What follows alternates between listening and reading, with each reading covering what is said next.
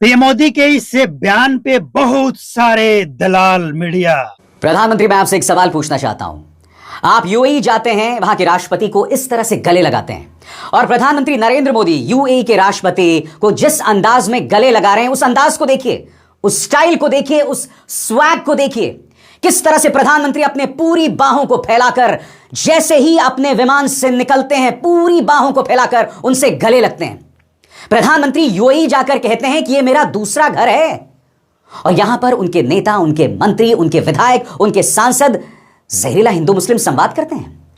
चिल्ला रहा है, एकदम ऐसा लग रहा है ना कि अगर बाल्टी लटका दिया जाए उसके आंख के सामने तो बाल्टी भर जाएगा, इतना आंसू निकल रहा है सालों को। तो सवाल यह है कि भारत का मुसलमान ईरान के लिए, इराक के लिए गहने, जेवर, पैसे जमा करता है। याद है ना, जम्मू कश्मीर और पूरे भारत के मुसलमानों ने क्या किया था। और भारत के फौजियों के ऊपर, भारतीय आर्मी के ऊपर यही मुसलमान पत्थर बरसाता है। तो भारत के मुसलमान और वहां के मुसलमान में फर्क है या नहीं है, ये दलाल बताएगा।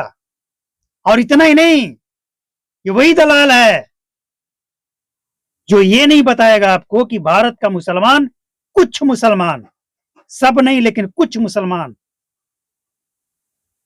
जन गण और वंदे मातरम गाने से परहेज करता है।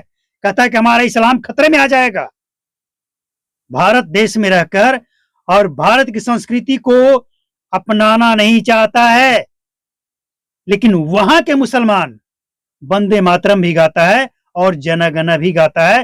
तो कौन मुसलमान को अपनाया जाएगा, यहां के या वहां के? ये दलाल बताता क्यों नहीं है?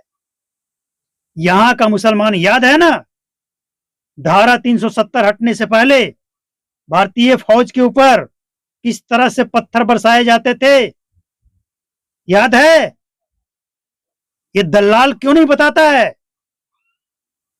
तो सबसे बड़ी बात यह है कि इन चाटुकारों, इन चमचों, इन दलालों को मोदी का किया हुआ कोई भी काम अच्छा नहीं लगता है, क्योंकि इन सालों की दुकान 12 वर्षों से बंद पड़ी है।